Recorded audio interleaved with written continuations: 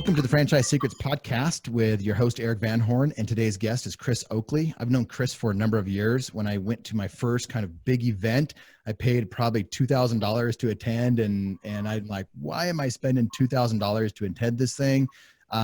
Randomly got to spend a lot of time with him, and that's where friendship was born. Today, we're business partners and in one business, and we'll probably have more in the future. But I have an absolute ton of respect for Chris in the world of business coaching. He's done some amazing things, been around some amazing people, and is teaching a lot of business owners how to run their businesses and coaching them daily and weekly. And I want to dive into some topics with him today related to franchising and strategic planning. But Chris, why don't you kind of give us your origin story? When did you become the Chris Oakley that I know today? Man, first of all, the best $2,000 you ever spent to get this friendship. So I'm glad you made that investment. No, I mean, the story, there's, I'm sure for all of us, is a long story of a bunch of different career moves and stuff, done everything from economic development, microfinancing third world countries, to I worked at Dave Ramsey's and kind of helped coach and build out the Entre Leadership coaching program to help small business owners. Been a part of building several businesses in a lot of different spaces, done some overseas contract work. I mean, it's been a little bit of everything that's led to the experience that's kind of gotten me here and kind of out on my own. But I would, a lot of the coaching side of things, really, I've been in the business leadership space. I used to be back in Atlanta building companies, I guess, 10 years ago. And I was in a lot of that leadership space. I knew the John Maxwells. I knew all those guys, and all of our circles overlapped. And so that was always just a passion of mine. I mean, a business major from Samford University, not Stanford, but I usually don't correct folks when they say it that way. I've always been business leadership, passionate about that, of really kind of winning in the market and winning with people, and that overlap there. And so, that's kind of what's taken me down this path and driven why I stay in this game.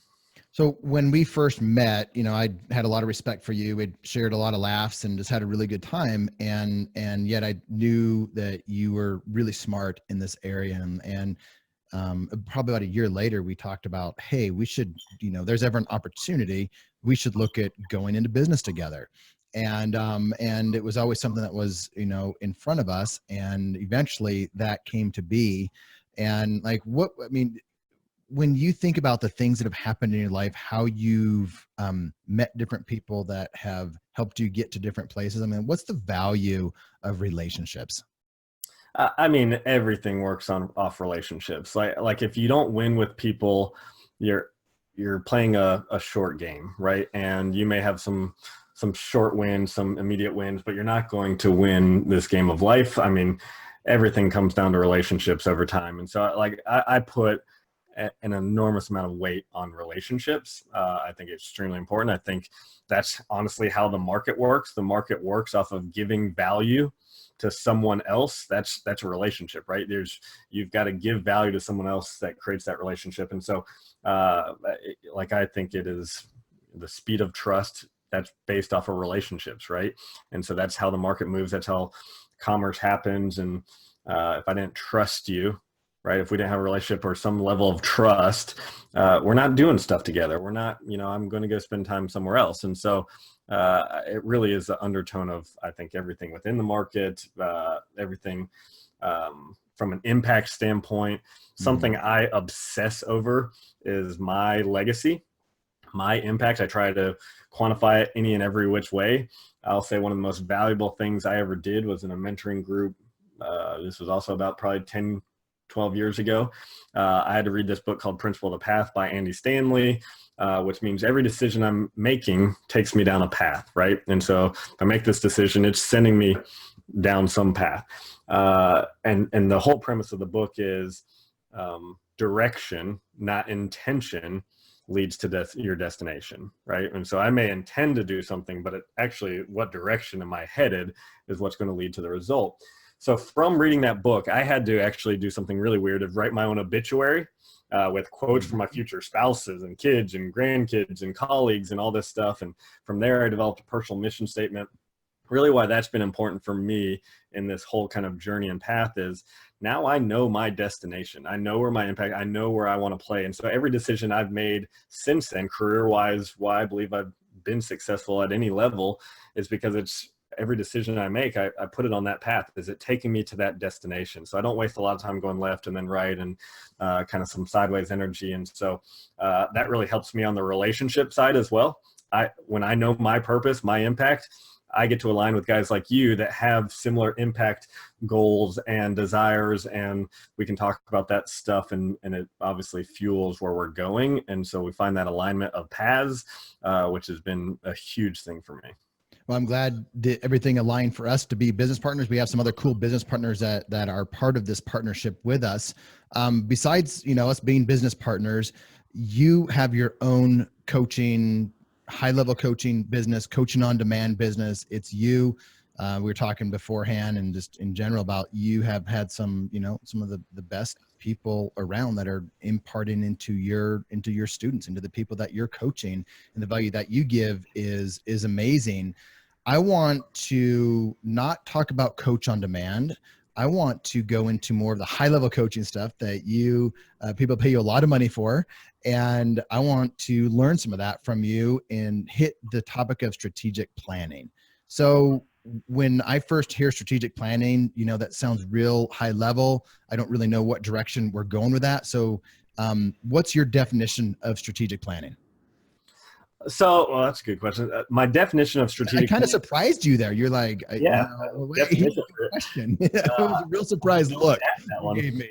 Yeah, it's great. So my definition of strategic plan, my form is I really focus more on the rhytm of execution of strategic plan is probably one of my biggest focuses. But to answer your question, there's things that as leaders we have to intentionally choose to work on our business, right? To force decisions on our business. There's these operational decisions that organically happen with our teams and stuff, right?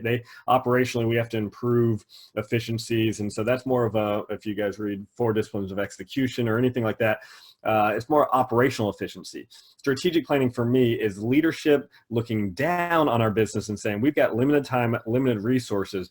What's the thing that we can, as a leadership team, put effort, energy, resources, and shove this priority, shove something in a direction that's going to make a big lift for our company. So for me, strategic planning is the way to scale a company, right? Anything operationally is going to just happen organically through hiring more people or sleeping a little less, working more on the weekends, some of that stuff, right? Which is good from an efficiency standpoint. We should focus bottom up on efficiencies, but the scaling of a business, the choosing something, no, we're not going to do this. We're going to go this direction and invest in this thing. That can only happen through a strategic planning process from a leadership team saying, we're going to intentionally make this decision and go that direction, and now we got to go execute on that. How does somebody know if they are thinking strategically and they have that, that leadership looking down, that the mindset of the way to scale, like you said? How do they know if they are at that level or if they need, how do you lift them up? So everyone needs to be at that level. I don't care if you're a one-person shop. I don't care if you're a $100 million business. Everyone needs to be doing strategic planning. You need to do it personally. Take your business even out of it. We've got to make these things, once again, limited time, limited resources to maximize our impact on this world, right? And so whether that's personally, relationally, spiritually, in the business, whatever that looks like, I've got to say, I've got these select hours. Do I want to spending another hour doing something operational, or am I going to choose something different and execute on something different to scale my life, my business, whatever? So let me start by saying everyone needs to be doing it. It doesn't happen organically. It's not in the natural flow of our day. It's things we that like to be in the weeds. I mean, businesses naturally pull us into the weeds of operation. There's never enough to be done. I mean, you're never done with all the things, right? And so there's always something else to do, and it's easier to keep doing those things than to stop and think about, what should I do on the business? What's the future look like? And what's something we need to execute on to get us there? It's harder work mentally, right? And it's easier to just stay with what we know and kind of drive on some the things we're currently doing operationally. And so that would be the big piece for me, is everyone needs to be doing it. I would also say it's a never-ending process intellectually. Everyone sucks in the beginning. Do you select the right strategic priorities? I don't know. I say that with companies all the time. I don't really care what you select. We're going to learn through doing some of these things and implementing, and that's going to get us further. And building this rhythm of executing on strategic priorities will get us further than, making sure it's a perfect priority that we selected and focused on this quarter. That we don't ever really know that stuff. It's more of pick something, let's go do it. And over time you get better at, we're going this direction. This makes more sense. You'll get better at selecting priorities, but you still will never know, is this the right priority versus trying something different or new? I mean, that's just an ongoing development process of seeing how most people do. Like most people are in the weeds, like we said. It's hard unless somebody else, a lot of times you need somebody else to help point it out where you are in the weeds and why you're in the weeds. Is the why you're in the weeds as important, or is it just important to get out? I mean, is there like an aha moment that your clients have? Usually the aha moment is right before they're like over it, right? Like it's the burnout phase, right? Because they're living operationally. I'm like, I'm working 20-hour days, and I'm barely taking any more home or whatever. What am I doing this for, right? Like, so there is this why am I spending this time, hours, effort? And so it's usually getting close to that burnout phase is when they're like, we've got to do something different, right? We've got to do something. Like, I started this for a reason, to have freedom to spend time at home or with family or whatever, or to build something from an impact standpoint. And my impact is not where I thought it should be because I'm doing all this operational whatever. So it's usually at that stage. So I'm going to flip the script. Look at me. I'm your coaching client. Like, where am I from what you know about me, how I run the businesses, how I operate? Would you say, where am I in the weeds, in strategic planning, mode? What would you like critique me? So first of all, I know you, and you live in strategic, which is why you've scaled way beyond most people your age, because you've carved out this time intentionally, and you do strategic moves and you execute on those things, and you execute well on those things, that you're way ahead of the curve on a lot of that. So you live way more in strategic. Mike Michalowicz's book Clockwork talks about, man, an owner should really get to a point where they're in 80% of their time is on design time, not operational. We're designing things, where we want to go for the future, ways to scale the business, whatever that looks like. But we're designing stuff. We're thinking. We're building something new. We're thinking where the market's going, et cetera. You live in that space. You've really clockwork stuff and done really well. So knowing all that, what I would do if we're sitting down right now, where I would start is, I, once again, similar to principle of path, I need some sort of target of where you want to go, right? For me, there's two kind of things I want to look at. I'm going to ask you, what's the impact? I'm going to zoom all the way out. At the end of your life, Erik, what do you want to be known for? What's the battle if you're one battle you could fight the rest of your life, what's the war you want to wage, right? What's that impact piece? So I know that. And then I'm going to zoom all the way back into, okay, a year from now, where do you want to be? Considering that, like, I don't spend a lot of time on the 3 to 5 year planning. I think it's hard with where the market moves so fast nowadays, and how business, and if you're doing strategic planning well, 3 to 5 years from now is a lifetime of different priorities we've implemented. Like, things can look so different, right? So I really 100% agree with that, because as people ask me, like, what's the long-term game with the franchise? And I've exited a lot of franchises, and the plan wasn't always to exit as quickly as I did, but things came up, and it was strategic to sell at certain points. It's all been different reasons, and the market is shifting so much, and people ask me, like, hey, is this like a long-term business? I'm in the fitness, I'm in the weight loss industry with you. Is this a long-term business? Well, yeah, I have always wanted to lose weight. They're always going to want to lose weight, but you and I were just talking about it. Things are going to shift in the industry. Things are already shifting in that industry for us, and we're looking ahead. So and then trying to make decisions today for 3 years out, give me a break. How can you really do that?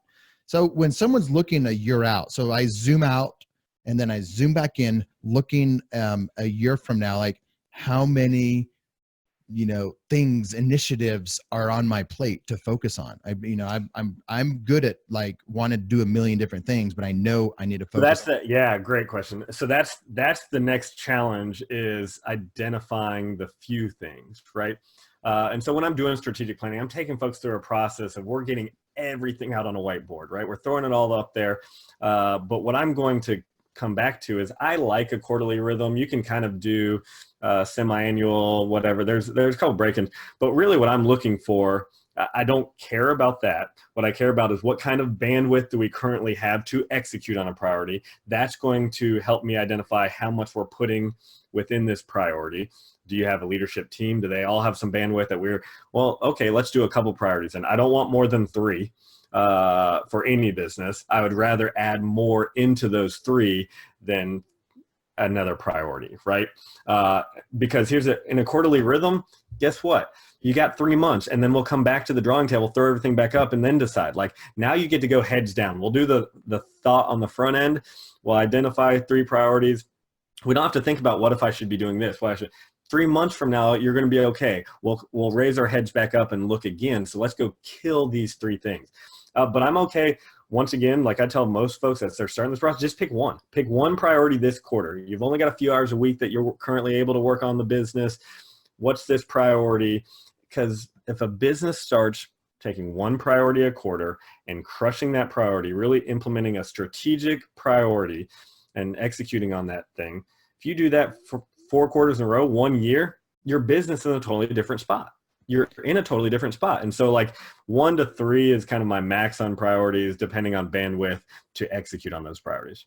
So if somebody doesn't have a Chris to keep them accountable and to help them think through this, like what advice would you give them? Like, I write down things to myself on a quarterly basis, and I write a letter, date it, and I open it up at a certain time, and I write it to myself, like, by this time you will have completed and X, Y, and Z. It's like usually 1 or 2 things. And I know that's what I need to focus on for the quarter, whatever that time frame is. And then I know I'm going to be opening this up. And if I open it up and I've crushed it, then that's great. Another guy that I know, or getting to know, Chandler Bolt, has got self-publishing school. He'll post on social media some things like his goals for the month, and he'll take a picture of it and show everybody. Like how it's important to write stuff down. We all know that, but like, what would you tell to that person that doesn't have you to hold them accountable? You have to have some sort of accountability. You guilt yourself into it, and that works, right? Like, you would feel like a failure if you didn't do those things, those 2 things, right? And you feel like and so whatever works for you. I was literally just speaking to a bunch of high school and college kids this weekend, and they're talking about me, and I was kind of taking down this principle of the path. I said, all of this doesn't matter if you don't start executing on something, right? So the rhythm of execution is everything to me. And for me, the thing I will not back down, there's a lot of pieces I'll let you guys have flexibility with. One I will not is we will have a same day every week meeting about the strategic priorities and who does what by when. Did you do it? Yes or no? What are you doing next week, right? Every week we will just have that time set aside and we will hit that piece. If you don't have if you don't have someone, you can still create that with a couple of other business owners, with a couple of other people, right? And you can still create your own accountability group, if you will, or you can join a mastermind, but even masterminds don't necessarily talk about these a lot. Correct. What I care about is that you have set some time on your calendar weekly to say, what am I going to do? Did I do it? And what I would say is the social pressure of adding other people into that mix, like the guy who puts it on social media, right? You're adding a social pressure because then you can get called to the mat on stuff. That's kind of the secret sauce that I think keeps you, it's a stronger bond to execution. You don't mind letting yourself down. People care a lot about letting other people down, right? And so, or disappointing other folks. And so that's a stronger bond that will drive execution more. And so for me, you have to pull in some sort, you don't have to have a leadership team and do this meeting, but you can get a couple buddies who are business owners or whatever. And even just buddies that they may not be business owners. We're just talking about life strategic part. But every time, every week, same time, we're going to say, okay, what's most important? Well, this is my priority. We're going to create this whole social media strategy for my business. Okay, Erik, what are you going to do this week? Well, I've got to sign up accounts on all these different platforms and come up with a content strategy. Okay, when are you going to be done with that? By next week. Okay, cool. Next week comes, Erik, did you do that thing? Did you create the social media platform logins? Yeah, I did. Great job. What are you going to do next? Well, now I'm going to do that, right? That's it. It doesn't have to be a long meeting. It doesn't have to be a fancy meeting, but that creates the accountability you need. So like what you just said, I think, I want to give people tactical advice that they can take away. And like you said, you don't, and take away excuses, right? There's so many reasons to have excuses. I can't do this. I don't have Chris. I don't have Erik, but you have friends, you have people, and they don't even have to be around you. So I've got a group that's part of my mastermind. We created this kind of accountability group. We meet once a week. And at the very end of the call, this Monday, they said, "Okay, Erik, what are we holding you accountable to this week?"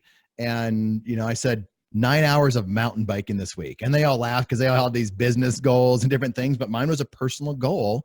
I said, focused on my health. I am putting 9 hours on the mountain bike this week. And yesterday it rained. And so that, I only got a little bit in, so I got a lot more to do. But it's true. It's that social pressure. I've told my friends I'm going to do that. I know they're going to ask me. They're going to give me a hard time whether I do it or I don't do it. So I may as well do it. But you don't, and then I'm in another group with different entrepreneurs, and we meet Monday morning early on a Zoom meeting. And really quickly, it's a 30-minute meeting. Really quickly, we go over our wins. How did we win last week? And what are we going to do this week? Like, where do we need help? What do we want to focus on? And it's a different group than the other one I was talking about. And it's so interesting. So many of the wins, they're either high level business stuff, like so-and-so is meeting with, Damon John, and they're going to have a meeting this week. I mean, that was a couple of weeks ago. The other, but a lot of the wins are like me. I spent a week, 3 days on a little getaway with my wife. That was the win. And we as entrepreneurs have all of this business stuff, but at the end of the day, a lot of this comes down to family and personal stuff. So you don't need like super high level coaches to hold you accountable on stuff, because it all intermixes. But what I want to point out about what you just said is it's different for everyone. Here's the great thing about being in business. Design the life you want, and you're not going to design the life you want without strategic planning. The life is going to happen to you versus the flip side.